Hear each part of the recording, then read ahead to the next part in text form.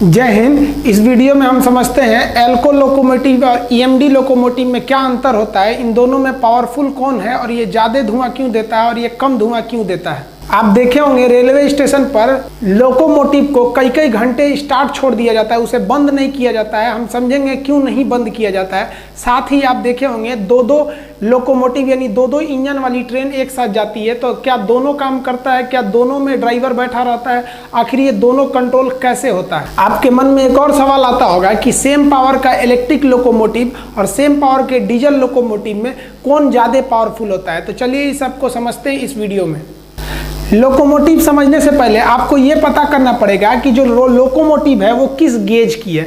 Gauge किसे कहते हैं? लोहे की इन दो पटरियों के बीच की दूरी को हम गेज कहते हैं, जबकि जो सीमेंट का टुकड़ा बीच में रहता है उसे स्लीपर कहते हैं और पत्थर को बैलेस्ट कहते हैं। पत्थर क्यों गिराते हैं ये हम समझा देंगे।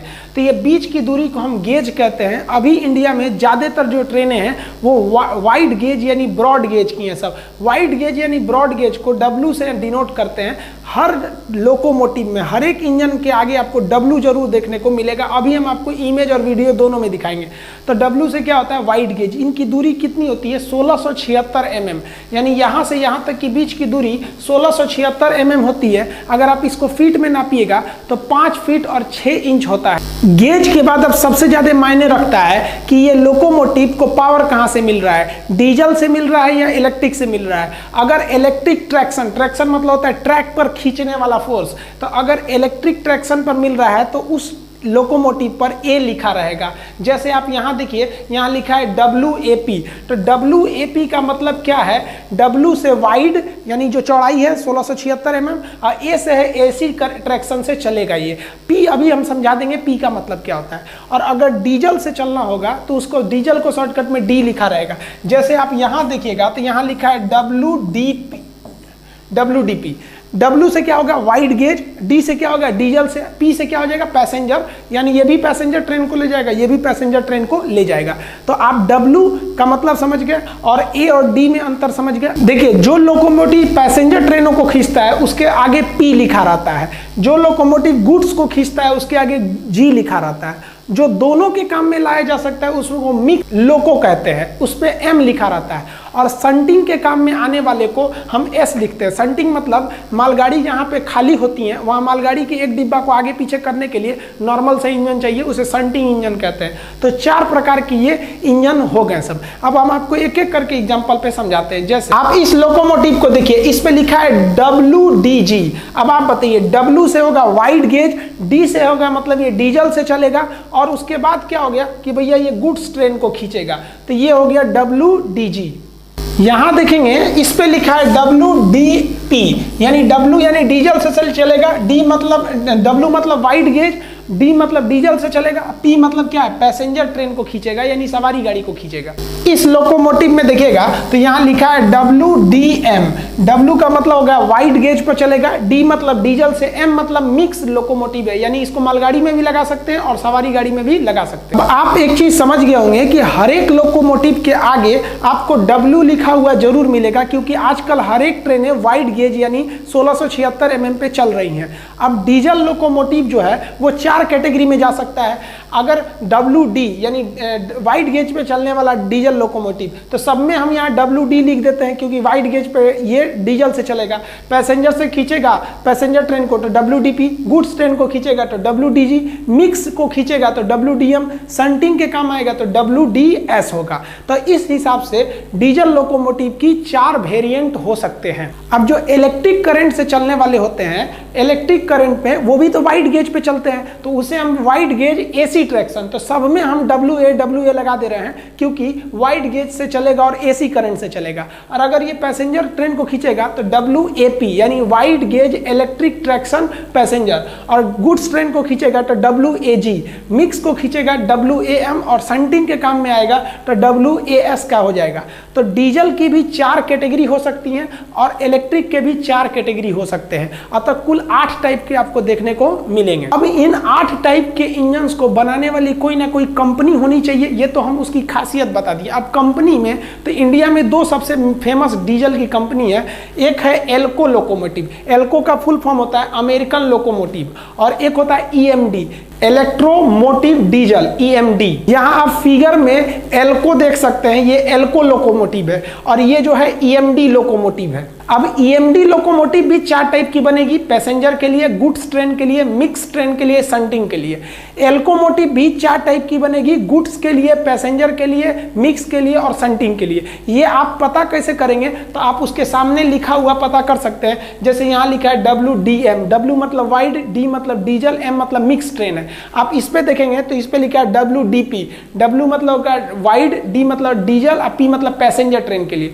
तो ये किस चीज को खींचने के लिए ये लिखावट के आधार पर पता कर सकते हैं, बनावट के आधार पर नहीं। अब इन दोनों में मुख्य अंतर समझिए। ये जो है ना ज्यादा धुआं देता है, ये 4 स्ट्रोक है और ये 2 स्ट्रोक है। 4 स्ट्रोक का मतलब क्या होता है, एक बार पेट्रोल जलेगा, डीजल जलेगा तो 4 बार पिस्टन ऊपर नीचे होगा। और इसका क्या होता है, एक बार डीजल जलेगा तो 2 ही बार पिस्टन ऊपर नीचे होगा। तो ये हो गया 2 स्ट्रोक, ये हो गया 4 स्ट्रोक। अतः 4 स्ट्रोक में पेट्रोल कम और ज्यादा ऊपर नीचे होता है, इसलिए इसके में पावर कम रहता है, पिकअप कम रहता है और इसका पिकअप ज्यादा रहता है। इसमें फिल्टर लगा हुआ है इसलिए धुआं कम देता है, इसमें फिल्टर नहीं है इस वजह से ज्यादा स्मोक को करता है। इसका माइलेज जो होता है वो कम होता है, 1 लीटर में ये मैक्सिमम 300 मीटर जा सकता है, जबकि इसका माइलेज ज़्यादा होता है, 1 लीटर में ये 400 मीटर दूरी जा सकता है। तो ओवरऑल एल्को से अच्छा EMD है। तो आप कहेंगे कि भारत सरकार एल्को क्यों लाई थी, तो भारत सरकार को बहुत ज़्यादा रेलवे इंजनों की ज़रूरत थी। दोनों ही कंपनियां अमेरिका की कंपनी है। भारत सरकार ने इन दोनों कंपनियों से कहा था कि आप अपना कारखाना भारत में ही लगाएंगे और अपनी टेक्नोलॉजी भी भारत को देंगे और इसके बदले हम आपको जो मतलब प्रॉफिट है वो देंगे।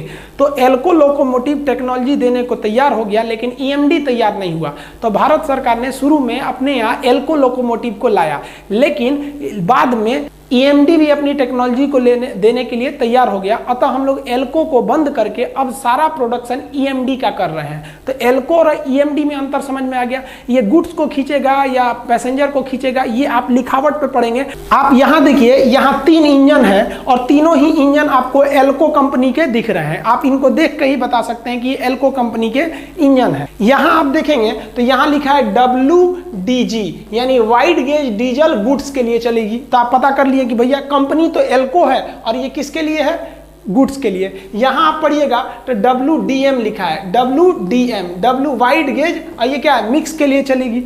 यहां आप देखेंगे तो WDP लिखा है, W से वाइड गेज, D से डीजल, P से पैसेंजर ट्रेन के लिए चलेगी। तो ये तो सब वाइड गेज की हैं, सब डीजल की हैं, सब का सब एल्को कंपनी की है। लेकिन हम क्या कहेंगे, या गुड्स के लिए, ये मिक्स के लिए, ये पैसेंजर के लिए है। उसी तरह से आप यहां देखेंगे ये भी EMD मॉडल का इंजन है, ये भी EMD है, यानी दोनों को EMD कंपनी ही बनाती है। लेकिन अगर आप इसमें पढ़िएगा तो लिखा है WDG यानी डीजल से चलेगा वाइड गेज पर, लेकिन ये गुड्स को खींचेगा। और ये भी EMD का इंजन है, लेकिन यहां पढ़िएगा तो WDP लिखा है यानी वाइड गेज डीजल से चलने वाला पैसेंजर को ये खींचेगा। तो इस तरह से आप समझ सकते हैं कि EMD की भी वेरिएंट होते हैं और एल्को के भी वेरिएंट होते हैं। शंटिंग क्या होता है, मालगाड़ियों में देखिएगा तो क्या होता है कि किसी स्टेशन पे 2 डिब्बे को खाली करना है, फिर अगले स्टेशन पे 5 डिब्बे को खाली करना है। तो इसलिए वहां पे काट कर दूसरी बोगी को जोड़ना, फिर बीच से हटाना, इसके लिए एक इंजन की जरूरत पड़ती है जिसे हम लोग कहते हैं शंटिंग इंजन। तो शंटिंग इंजन का ज़्यादा पावरफुल नहीं होते हैं, उसको शॉर्टकट में S लिखा होता है शंटिंग के लिए। अब हम समझते हैं इलेक्ट्रिक से चलने वाली ट्रेनें। तो इलेक्ट्रिक से चलने वाली ट्रेनें AC करंट पर चलती हैं, इसलिए इन्हें AC ट्रैक्शन कहते हैं। अब इन पे W तो लिखा ही रहेगा क्योंकि वाइड गेज पे चलेंगी, A मतलब इलेक्ट्रिक करंट, AC करंट पे चलेगी, तो इसमें सब में WA तो रहेगा ही। अब WAP रहेगा तो पैसेंजर ट्रेन को खींचेगा, G रहेगा तो गुड्स ट्रेन को, यानी WAP पैसेंजर के लिए और WAG गुड्स के लिए। और A का मतलब क्या है, AC ट्रैक्शन, AC करंट से चलने वाला है। अब इसमें भी जैसे जैसे टेक्नोलॉजी आगे आएगी उसमें सीरीज बढ़ेगा, जैसे WAP 4, 5, 6 कैसे होता है, इसी तरह से आगे बढ़ते जाएगा, उसका वेरिएंट आगे आएगा। आप ये लाल रंग वाला बहुत फेमस देखे होंगे, ये तीनों के तीनों लोकोमोटिव पैसेंजर के लिए बनाए गए हैं। ये हम जो इमेज में बनाए हैं ये तीनों पैसेंजर के लिए। ये लाल वाला जो है ये WAP4 है, यहाँ लिखा है WAP4 wide gauge electric passenger train 4, यानी ये चौथी पीढ़ी एक तरह से कह सकते हैं। 4 मतलब उसको इस कैटेगरी के सारे इंजन को 4 में रखेंगे। तो ये काफ़ी ज़्यादा प्रयोग में होता है, एक्सप्रेस ट्रेनों में इसका यूज होता है। अब इसके बाद जब इसकी टेक्नोलॉजी पूरी हुई तो इससे एक और अच्छा आया, तो उसमें 5 रख देंगे, तो उसको क्या लिखेंगे WAP5। आप यहाँ देखिए, लिखिए, पढ़िए यहाँ क्या लिखा है WAP5। तो W मतलब क्या हो गया, वाइड गेज इलेक्ट्रिक पैसेंजर। 5 मतलब क्या है, ये 4 वाले से ज़्यादा अच्छा है, और तो 5-4 का मतलब क्या है, वो उससे ज़्यादा अच्छा है। अब 5 से अच्छा आ गया WAP7। तो WAP7 आप देखेंगे राजधानी वगैरह में ज़्यादा लगाता है। WAP से क्या हो गया, वाइड गेज इलेक्ट्रिक पैसेंजर। तो ये इलेक्ट्रिक वाले हो गए सब। तो इलेक्ट्रिक इंजन जो होते हैं इनको भी 2 भाग में बांटेंगे, WAP पैसेंजर के लिए, WAG गुड्स के लिए। और 5, 6, 7, 8 ये इसके सक्सेसर यानी उसकी पीढ़ियों को दर्शा रहा है। यहां देखेंगे तो यहां सारे तीनों इंजन इलेक्ट्रिक से चलेंगे और वाइड गेज पे चलेंगे, अतः इसे WA कहेंगे। और ये तीनों प्रकार के इंजन मालगाड़ियों को खींचते हैं, इसलिए इसे WAG कहेंगे। ये काफी पुराना हो गया, ये WAG4 था। ये WAG4 ये अभी भी आपको देखने को मिलेगा, काफी पुराना हो गया। ये WAG7 है, ये भी अभी काम में लाया जा रहा है, ये भी अभी नया ही है, लेकिन अभी बहुत ही पावरफुल है WAG9। ये जैसे ये वाला है तो WAG9 है। तो सबके आगे WAG तो रहेगा, wide gauge electric goods locomotive है। अब 4, 5, 6, 7, 8 ये इसके आगे के पीढ़ियों को दर्शा रहा है। तो अभी इसमें इन सब में WAG9 काफ़ी तगड़ा है। हम आपको WAG12 के बारे में एक अलग वीडियो बना चुके हैं, आप उसको भी देख सकते हैं। अब बात करते हैं कि सेम पावर का इलेक्ट्रिक लोकोमोटिव और सेम पावर का डीजल लोकोमोटिव में पावरफुल कौन होता है। ये डीजल है, भले इसके ऊपर तार दिख रहा है, तार तो हर जगह रहता है, ट्रैक तो सेम होता है, चाहे उस पर इलेक्ट्रिक लोकोमोटिव को ले जाइए चाहे डीजल को ले जाइए। तो ये डीजल लोकोमोटिव है, आप पहचान के बता सकते हैं, ये एल्को तो है नहीं, EMD है। और ये आपका इलेक्ट्रिक वाला लोकोमोटिव है। तो इसमें समझते हैं, देखिए कई लड़के कमेंट में पूछ रहे हैं कि सर इसमें प्लस माइनस क्या होता है। बाबू प्लस माइनस DC करंट में होता है, और ये AC करंट है। AC करंट में होता है फेज और न्यूट्रल। फेज मतलब करंट आने का रास्ता, न्यूट्रल मतलब जाने का रास्ता। तो ऊपर के तार से इन्हें फेज मिल जाता है और चक्के से इनको अर्थिंग के थ्रू न्यूट्रल मिल जाता है। तो ये समझे ना, फेज मिल जाता है, उससे न्यूट्रल मिल जाता है चक्के से। ये जो लोकोमोटिव है इलेक्ट्रिक वाले, ये 3 फेज पे चलते हैं। आप कहिएगा सर ऊपर से तो एक ही तार रहता है जिसके ये कांटेक्ट में रहता है, कांटेक्ट वायर में। तो आप कहेंगे कि सिंगल फेज मिलता है तो 3 फेज पे कैसे चलेगा। देखिए ये ऊपर अपने OHE से सिंगल फेज करंट को लेता है और इसके अंदर एक बहुत ही बड़ा रेक्टिफायर यानी डिस्टकारी रहता है जो इसे DC करंट में बदल देता है। फिर इस DC करंट को 3 फेज AC में बदल लिया जाता है। इस तरह से AC को लेकर DC उसके बाद 3 फेज में बदल लिया जाता है। समझ में आ गया। एक चीज और देखे होंगे आप, जो ऊपर के करंट होते हैं या कहीं पे भी आप देखेंगे वो 11 के मल्टीपल में होते हैं। 11,000 वोल्ट, 22,000 वोल्ट, 33,000 वोल्ट ऐसे होते हैं। ऐसा क्यों होता है, तो देखिए थॉमस एल्वा एडिसन ने जब बल्ब बनाया था तो उन्होंने देखा कि 100 वाट का जो बल्ब है तो 100 वोल्टेज देने पे वो अच्छे से नहीं चल रहा है। तो उन्होंने पता लगाया कि बीच में ही कुछ वोल्टेज बर्बाद हो जाते हैं। तो इसलिए उन्होंने क्या किया, 10% एक्स्ट्रा वोल्टेज दिया। यानी 10 वोल्ट पे अगर बल्ब को जलाना है तो उसे हम लोग कितना देते हैं, 110 वोल्ट देते हैं, ताकि 10% बर्बाद भी हो जाए तो उसे प्रॉपर 10 पहुंच जाए। इसलिए कहीं भी देखिएगा तो 10% एक्स्ट्रा वोल्टेज दिया जाता है ताकि बीच में वो वोल्टेज लॉस भी हो तो उसको प्रॉपर 100% पहुंच पाए। मान लीजिए 10% लॉस हो रहा है तो आप 110% दीजिए, उसको 100% मिल जाएगा। इसीलिए हमेशा 10% एक्स्ट्रा दिया जाता है, तो वो हो जाता है 11,000 वोल्ट, 22,000 वोल्ट, 33,000 वोल्ट। आपके मन में एक और सवाल आता होगा कि अगर रेलवे की किसी पटरी के ऊपर, इस पटरी पे अगर हम इलेक्ट्रिक का करंट सटा दें तो ये पटरी तो दिल्ली तक गई रहती है, मुंबई तक, तो क्या हम अगर मान लीजिए पटना में करंट सटा दें यहाँ पर, तो दिल्ली में किसी व्यक्ति अगर उस पर बैठा होगा तो उसको करंट मारेगा कि नहीं, नहीं मारेगा। 2 रीजन, एक तो इतना वोल्टेज नहीं होगा आपके द्वारा दिए गए करंट को कि दिल्ली जा सके। वोल्टेज मतलब होता है स्पीड ऑफ करंट, तो एक वोल्टेज आपका कम है। दूसरा, जगह जगह पर इस ट्रैक को एक तार के द्वारा अर्थिंग जोड़ दिया जाता है, तो वो करंट कुछ दूर जाता है फिर अर्थिंग यानी जमीन में चला जाता है, आगे जा ही नहीं सकता है। तो ये AC लोकोमोटिव हो गया, DC लोकोमोटिव हो गया। आप लोग बहुत होशियार समझ रहे होंगे कि हम तो समझ गए कि डीजल लोकोमोटिव है एक और इलेक्ट्रिक लोकोमोटिव। भाई एक बात बताते हैं आपको, दुनिया का कोई लोकोमोटिव वर्तमान समय में ना डीजल पर चलता ही नहीं है। ये डीजल जो दिख रहा है ना, ये भी इलेक्ट्रिक पे ही चलता है, और ये जो इलेक्ट्रिक दिख रहा है तो ये इलेक्ट्रिक पे तो चल ही रहा है। एक्चुअली ये डीजल वाला डीजल से अपना जनरेटर चलाता है और करंट पैदा करता है और फिर उस करंट को अपने चक्के के पास लगे हुए मोटर को देता है ताकि वो ट्रैक पर चला सके। ट्रैक पर चलने वाले मोटर को ट्रैक्शन मोटर कहते हैं। तो डीजल से चलने वाली लोकोमोटिव भी इलेक्ट्रिक ही होती है, बशर्ते वो डीजल से इलेक्ट्रिक को बनाती है और फिर चलती है। जैसे जनरेटर में डीजल डालते हैं, जनरेटर चलने लगता है ना, वैसे ही है। और ये जो होती है डायरेक्ट बिजली ले लेती है। तो इसका जो इंजन होता है अंदर में बहुत हैवी नहीं होता है, खोखला टाइप का होता है, अंदर में कुछ खास जगह नहीं होता, आप अंदर अंदर इधर से उधर जा सकते हैं। लेकिन ये जो होता है ससुरा बहुत भारी होता है, क्योंकि इसमें भारी भरकम मशीनें लगी रहती हैं बिजली बनाने के लिए। इसको क्या है ससुरा, ऊपर से लिया बिजली, अंदर एक ट्रांसफार्मर लगा है और एक तो रेक्टिफायर लगा है और डायरेक्ट दे दिया ट्रैक्शन मोटर को। तो ये हल्का होता है, ये बहुत भारी होता है। तो ये याद रखिएगा, ट्रैक्शन मोटर कहाँ लगे रहते हैं, तो चक्के के नीचे। ट्रैक्शन मोटर जो होते हैं वो अंदर लगे होते हैं और यही पूरे ट्रेन को चलाते हैं। पावर यहीं पे आके मिलता है इनको, ये ट्रैक्शन मोटर को, और ये डायरेक्ट इंजन में रख के नीचे चक्के से डायरेक्ट जुड़े रहते हैं। अतः इन्हें हम लोग ट्रैक्शन मोटर कहते हैं। ट्रैक्शन मतलब होता है खिंचाव वाला फोर्स। इसे खींच कर ट्रैक पर खींचने वाले बल को क्या कहेंगे, ट्रैक्शन फोर्स के नाम से जानते हैं। और यहीं पे आप ये देखिए व्हील अंदर पकड़ रहा है। यहाँ पे भी हम समझाएंगे आपको कभी कि कैसे ट्रेन अपनी पटरियों को बदल लेती है। आप देखे होंगे कैसे बदल ली यहाँ पर, इसके बारे में भी हम आपको समझा देंगे। अब इन दोनों में अगर सेम पावर का रहे तो इलेक्ट्रिक वाला पावरफुल हो गया तो डीजल वाला, तो समझिए ट्रैक्शन मोटर पर जितना भयानक लोड डालिएगा उस ससुरा उतने तेज भागेगा।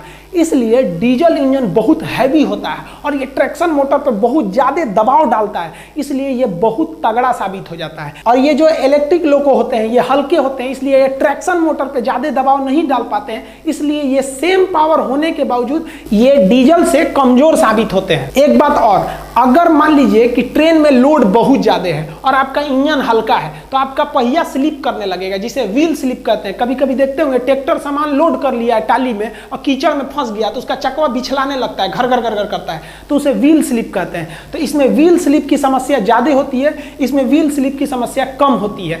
इसमें व्हील स्लिप की समस्या को कम करने के लिए इसमें बहुत बड़े बड़े लोहे के टुकड़े अंदर रख दिए जाते हैं ताकि ये भारी हो सके।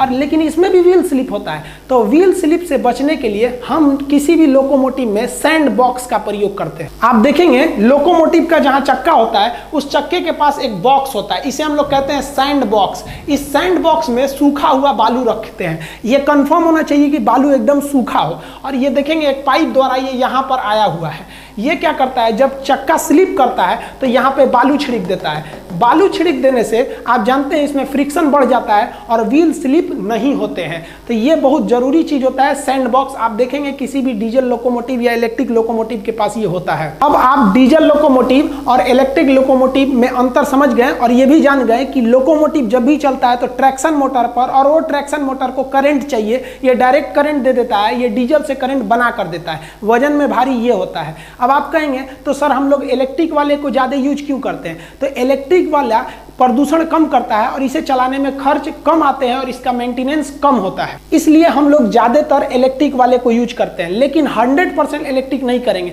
क्योंकि बॉर्डर एरिया में डीजल ही चाहिए, क्योंकि हमला वगैरह होने पर दुश्मन से इलेक्ट्रिक तार टूट जाएगा। डीजल में क्या है, तार और से मतलब है नहीं, अपना लेके चला जाएगा। दूसरा, संटिंग एरिया में भी हम लोग ज्यादातर डीजल का प्रयोग करते हैं। संटिंग लाइनें इधर उधर होती हैं, उसके ऊपर OHE तार को ले जाना मुश्किल होता है, इसलिए 100% हम इलेक्ट्रिफिकेशन नहीं कर पाएंगे। आप एक और बात सोच रहे होंगे कि लॉकडाउन में ज्यादातर ट्रेनें बंद है, 80% ट्रेन बंद है, तो रेलवे इतनी बिजली को क्या कर रहा है। देखिए, बिजली को कोई स्टोर नहीं कर सकता है। रेलवे को पता है कि भैया हमको बिजली कम जरूरत है, तो जिस रेलवे जहां से NTPC कारखाने से बिजली खरीदती है उसको कहती है कि भैया हमको अब ज्यादा बिजली मत बनाइए। तो NTPC बिजली का उत्पादन ही कम करता है, जिससे कि रेलवे के पैसे बचते हैं। और NTPC को भी जो कोयला जलाकर बिजली बनाया जाता है उसके कोयले भी बचत होते हैं। तो इलेक्ट्रिक को आप स्टोर नहीं कर सकते। हाँ, आप इसके फिजूल खर्च को रोक सकते हैं। स्टोर कितना करिएगा, बैटरी में ज्यादा नहीं स्टोर हो पाता है। अब आप देखे होंगे कहीं कहीं दो लोकोमोटिव यानी दो इंजन को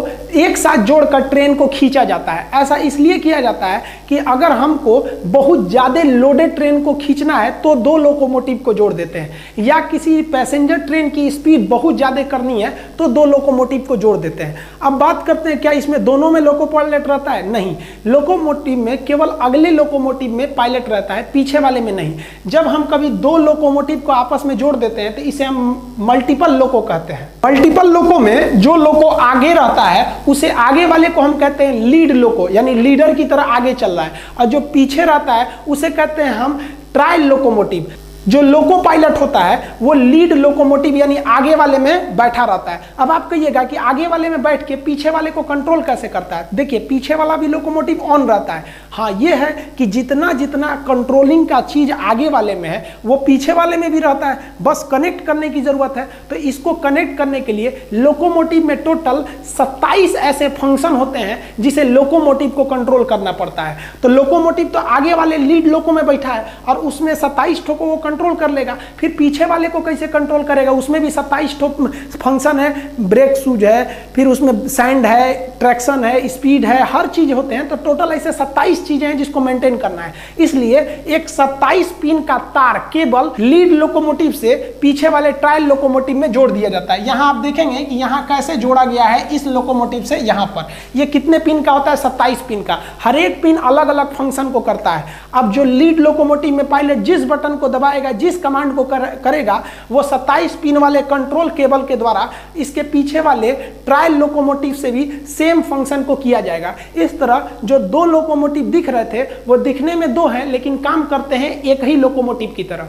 अतः आप समझ गए कि दोनों लोकोमोटिव ऑन रहते हैं। अगर डीजल से चल रहे हैं तो दोनों ऑन है, और इलेक्ट्रिक से चलेंगे तो दोनों का पेंटोग्राफ उठा रहेगा। आप एक बात सोचते होंगे कि रेलवे स्टेशन पर ट्रेन को 4-4 घंटा अगर खड़ा भी करना है तो स्टार्ट करके खड़ा किया जाता है। ऐसा क्यों?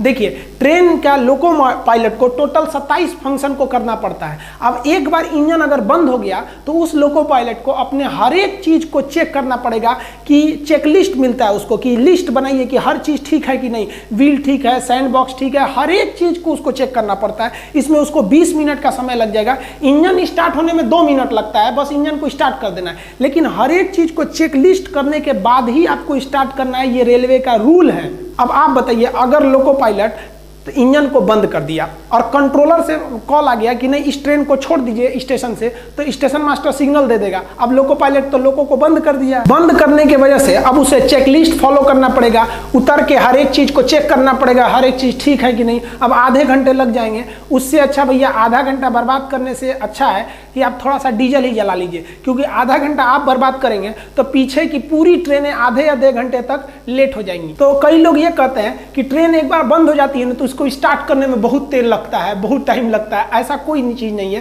केवल उसको चेकलिस्ट फॉलो करना पड़ता है, इसलिए वो इस तामझाम में नहीं रहता है। और स्टेशन मास्टर को पता भी नहीं रहता है कि ट्रेन को कब छोड़ना है। स्टेशन मास्टर का कोई बड़ा काम नहीं होता है, वो केवल किस प्लेटफॉर्म पे किस ट्रेन को लेना है बस इतना ही जानता है। इसके बाद तो उसको पता भी नहीं रहता है सोचा ट्रेन कहाँ गया। अब वो पता रहता है कंट्रोलर के बारे में। इसके बारे में हम कभी सेपरेट वीडियो बता देंगे कि कंट्रोलर और ब्लॉक सेक्शन क्या होता है। आप किसी लोकोमोटिव पर पढ़े होंगे, आगे लिखा होगा रक्षा कवच या एसीडी। एसीडी का फुल फॉर्म होता है एंटी कोलिजन डिवाइस, यानी ट्रेन को टकराने से ये रोकता है। ये एक नई टेक्नोलॉजी थी जिसे लाया गया तो यह पुराने लोकोमोटिव में लगा दिया गया। जिस लोकोमोटिव यानी इंजन में ये लगा रहता है उसको यह डिवाइस ये बता देता है कि जिस पटरी पर आप जा रहे हैं, जिस ट्रैक पर, उसके सामने कोई और ट्रेन नहीं है, इससे कि इसके कोलिजन यानी टकराने का खतरा कम हो जाता है। तो ये बहुत काम की चीज है एसीडी। जिस ट्रेनों में इसे लगाया गया उसे रक्षा कवच के नाम से जाना जाता है। किंतु वर्तमान समय में आप नई मॉडल की ट्रेन ईएमडी वगैरह में रक्षा कवच लिखा नहीं देखेंगे, क्योंकि अब इसमें ऑलरेडी आ ही गया है। सब में अब ये एसीडी लगा के ही भेजा जा रहा है, ताकि अगर सेम ट्रैक पर अगर 2 ट्रेनें आ जाएंगी तो जिसमें भी एसीडी यानी रक्षा कवच है उसका ब्रेक अपने से लग जाएगा। तो आज इंडिया की हर एक ट्रेन के इंजन में एसीडी यानी रक्षा कवच लगा दिया गया है। अब 2 ट्रेन को अगर एक साथ भेज भी देते हैं तो वो दोनों ट्रेनें रुक जाएंगी एक सेफ डिस्टेंस पर। लोकोमोटिव के फेस पर, फेस समझते हैं, थुथुर खोपड़ी पे सामने आप देखे होंगे एक हेडलाइट रहता है। तो ये तो समझ में आता है भैया हेडलाइट है, रात के समय ट्रैक देखने के लिए होता है कि कोई जानवर वगैरह तो ट्रैक पे नहीं है। लेकिन इस हेडलाइट के ऊपर आप यहां देखेंगे कि येलो कलर का फ्लैशर लाइट रहता है। ये फ्लैशर लाइट क्यों होता है कि ये जब ट्रेन आपातकालीन स्थिति में रुकी है या चेन पुलिंग करके रोका गया है तो ये फ्लैशर लाइट को जला दिया जाता है। ये फ्लैशर लाइट अगले 4-5 किलोमीटर तक दिखता है, इसकी इंटेंसिटी काफ़ी ज़्यादा रहती है, इसे बहुत हाई वोल्टेज पर दिया जाता है और ये कंटिन्यू नहीं जलती है, ये जलती बुझती रहती है ताकि दूसरे का ध्यान अट्रैक्ट हो कि ये ट्रेन को जेन्युइन नहीं रुकी हुई है, इसे आपात स्थिति या चेन पुलिंग करके रोका गया है। तो ये हो गया फ्लैशर लाइट। लोकोमोटिव में मार्कर लाइट भी होते हैं। आप यहाँ देखिएगा तो यहाँ मार्कर लाइट है और ये मार्कर लाइट है। मार्कर लाइट दो कलर के होते हैं, लाल और सफेद। देखिए जब लोकोमोटिव फॉरवर्ड डायरेक्शन यानी सीधे चलता है फॉरवर्ड डायरेक्शन में तो सफेद वाला मार्कर लाइट जलता है जो व्हाइट कलर का है, तो वो जलेगा फॉरवर्ड डायरेक्शन में, व्हाइट वाला जलेगा।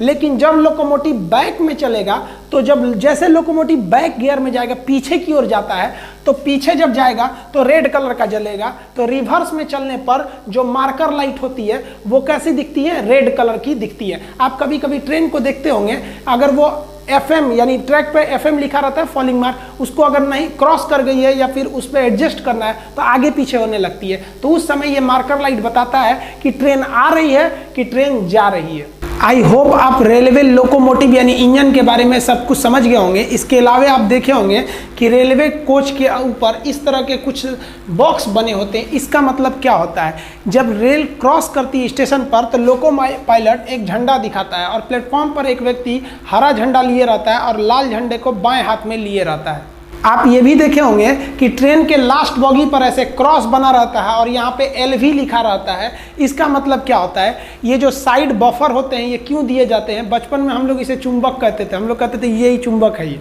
और भी आप देखे होंगे कि ये कॉपलिंग क्या होती है, मालगाड़ियों की कॉपलिंग अलग होती है और सवारी गाड़ी की कॉपलिंग अलग होती है। बचपन में सबसे ज़्यादा आदमी दिमाग लगाता था कि ट्रेन अपनी पटरी कैसे बदल देती है। इसको हम लोग 3D 2D और एनिमेशन की मदद से समझेंगे कि कैसे ट्रैक बदल देती है। आप अगर इसको समझना चाहते हैं तो आप कमेंट करेंगे, उसके बारे में हम एक सेपरेट वीडियो बना देंगे। मिलेंगे हम नेक्स्ट वीडियो में, तब तक के लिए जय हिंद।